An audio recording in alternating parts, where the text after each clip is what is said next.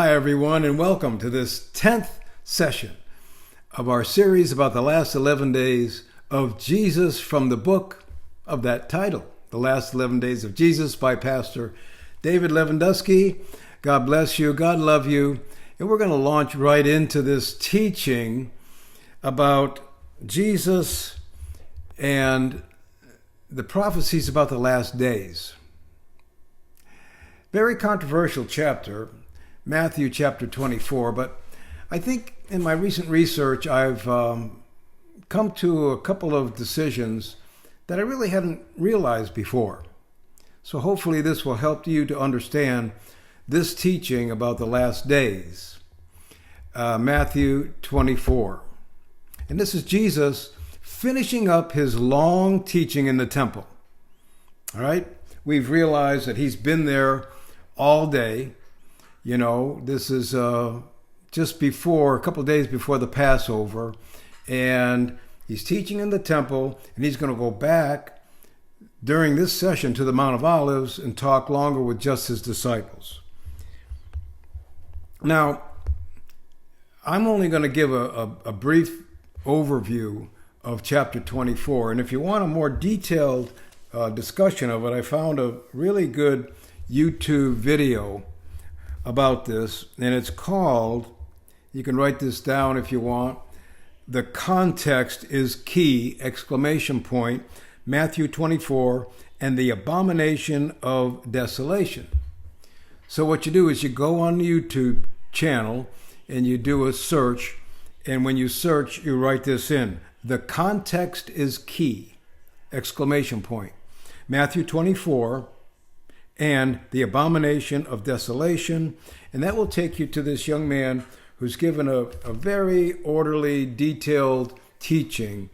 And he's not the only one that has this take on the kind of double-barreled message of Matthew 24 that I'm going to give you today.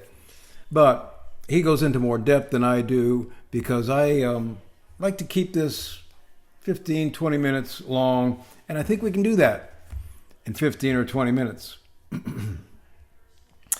So here we are, and Jesus has been teaching in the temple all day. So this is Matthew chapter 24. Jesus went out and departed from the temple, and his disciples came up to show him the building of the temple. So I have a depiction of that scene here outside the temple, which is one of the most magnificent buildings in the Roman Empire, built by Herod the Great. And you can see how absolutely permanent and powerful this building is. And Jesus said to them, "Do you not see all these things?" He's pointing to the temple. "Assuredly, I say to you, not one stone shall be left here upon another that shall not be thrown down." Now, this sentence that Jesus has just said in Matthew 24 is very vital to this, I'm calling it a double-barreled message about the last days. He's talking about the temple. All right? And he's saying that the temple will be destroyed, not one stone left on another, which seems to be an impossible thing. But we know now, looking back through history, that around AD 70, the Romans came in and destroyed the temple and desecrated the temple and killed thousands of Jewish residents of Jerusalem and Israel altogether, and they dominated Israel for years and years to come. There was still some strife between Rome and the Jewish people, but eventually they basically took over the Jewish nation for centuries now. So Jesus is talking about this event. All right. In the first part of the discourse here of Matthew 24. So, verse 3, now as he sat on the Mount of Olives, so they've left that temple area, they've gone down through the Kidron Valley and up to the Mount of Olives. Now the elevation of the mount of the temple was about 2,400 feet above sea level, and the Mount of Olives was about 2,700 feet above sea level. So from the temple, you go down into the valley and then up onto the Mount of Olives, and you can kind of look downward onto the Temple Mount. And here's a depiction of that scene from the Mount of Olives. Verse 3, now as he sat on the Mount of Olives, the disciples came to him privately, saying, tell us when these things will be, and what will be the sign of your coming and the end of the age. So there's two questions. There's two questions. The first question is, when will these things be? That is, the destruction of the temple. The second question is, when will the sign of your coming and the end age be? So you have this sort of soon to come historical event, one, and then you have the end of the age, the end of the age. And we'll see that word end come up later on. And Jesus answered and said to them, take heed and no one deceive you, for many will come in my name, saying, I am the Christ, and will deceive many. And you will hear of wars and rumors of wars. See that you are not troubled, for all these things must come to pass, but the end is not yet. Catch that? The end is not yet. So we're not yet talking about the end of the age. We're talking about when the Romans destroy the temple and take over Jerusalem. Verse 7, for nation will rise against nation, kingdom against kingdom, and there will be famines, pestilence, and earthquakes in various places, and these are the beginning of sorrows. The beginning of sorrows. All right. Verse 9, then they will deliver you up to tribulation and kill you, and you will be hated in all the nations for my sake. So he's talking about you, the disciples. They're going to kill you, which will happen. As we know that all these disciples, with the exception of John, and with the addition of Stephen and Matthias, will be either crucified or tortured to death as they proclaim the good news. You, he's talking about you, not something that's going to happen at the end of the age.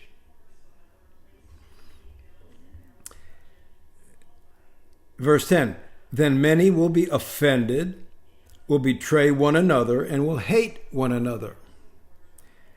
Then many false prophets will rise up and deceive many.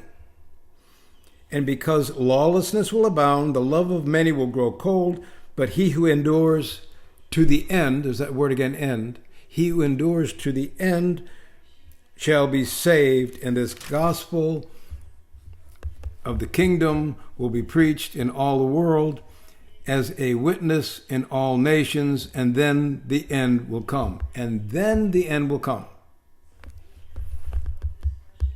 So, two different times in the future when Jesus is talking to his disciples on the Mount of Olives. Then, starting with verse 15, the Great Tribulation, as opposed to, well, it's still a great tribulation, destroying the temple and taking over Jerusalem, but not as great as the end times. Verse 15, therefore, when you see the abomination of the desolation spoken by Daniel the prophet standing in the holy place, verse 16, then let those who are in Judea flee to the mountains, let him, so we're going to go into that in a little bit, but this is when the end times come, and it's further detailed in the book of Revelation. It's covered in the book of Daniel and Thessalonians and various different places, the description of that end times.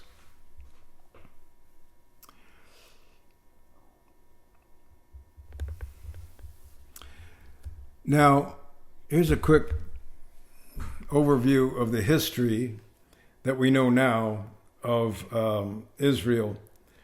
In the time frames between 66 BC, that's before Christ, to 313 after Christ, we had Herod's reign and the refurbishment of the temple. We had the ministry of Jesus. Then we had Jewish revolts and the destruction of the Second Temple. And from 313 AD until 1917, there would be foreign domination of Israel by the Byzantines, the Arabs, the Crusaders, Mamluk, and the Ottoman rule. All these various empires that ruled huge expanses of the Middle East would rule over Israel, and they wouldn't have a national identity until 1917, and that's the end of World War I, and we would have what is called the modern period, where the establishment of the Zionist movement and the Jewish National Institution, and the Balfour Declaration, which is a declaration that the British declared after World War I that would give Israel sovereignty. And then finally, in 1948, we have the establishment of the Jewish country under Jewish rule as it is today. And of course, they've had all these wars. They've had the Six-Day War and its aftermath, 1967 to 73. They had a peace process in 77. All these political wars and turmoil since. So they have been struggling as a nation, and they have somehow inspired the hatred, the anti-Jewish hatred worldwide. And here it seems, from what I'm reading in the news, that this anti-Jewish hatred has become more and more prominent for some reason. It's got to be spiritual, right? In the last 5-10 years. So that's what will happen, and that's what Jesus is talking about, are these historical events. And then the Great Tribulation is going to come. And a little bit more, this is verse 19 now of Matthew 24. But woe to those who are pregnant and those who are nursing babies in those days. And pray that your flight may not be in the winter or on the Sabbath. For then there will be great tribulation such as not seen since the beginning of the world until this time. No, nor ever shall be. And unless these days were shortened, no flesh would be saved, but for the elect's sake, these days will be shortened. Now, who's the elect? Well, the disciples knew who the elect were, because a couple of chapters before, in Matthew 22, Jesus gave this long parable about the wedding, and the master of the wedding invited people, and all the invitees rejected his invitation. So he told his servants, "Will go out in the highways and byways, just compel people to come, And then there's that one guy at the end who wouldn't wear the garment, so he was thrown out. So the elect in that parable were those who were compelled to come, not invited, which would have been a representation of the Jewish elite, the old school Jewish Pharisees, scribes, etc. They wouldn't come, and we know that they would not embrace the second covenant, the covenant of grace by Jesus' blood. They wouldn't embrace that. But the elect were those sort of poor people, anybody's, who would come and join the feast, the wedding feast. They were the elect. So when Jesus talks about these elect in verse 27 of Matthew 24, and unless those days were shortened, no flesh would be saved. No flesh would be saved, but for the elect's sake, and those days will be shortened. So now that's talking about the apocalyptic events that are going to happen in the last days. So, hopefully, at least for me, this last research that I've done on Matthew 24 helps to clarify what's going to happen and what Jesus was talking about in what is called the Olivet Discourse, which goes on and on. You know, it keeps on going through chapter 25, and the Son of Man will judge nations, and eventually, you know, he's going to predict the plot to kill him, and then they're going to go have the Passover meal. So we will cover all of that in future lessons. So hopefully that clarifies a little bit this very controversial chapter 24 of the book of Matthew. And that's going to be how we're going to conclude this session, number 10, in the book, The Last 11 Days of Jesus. Thanks for joining me. We'll see you next time.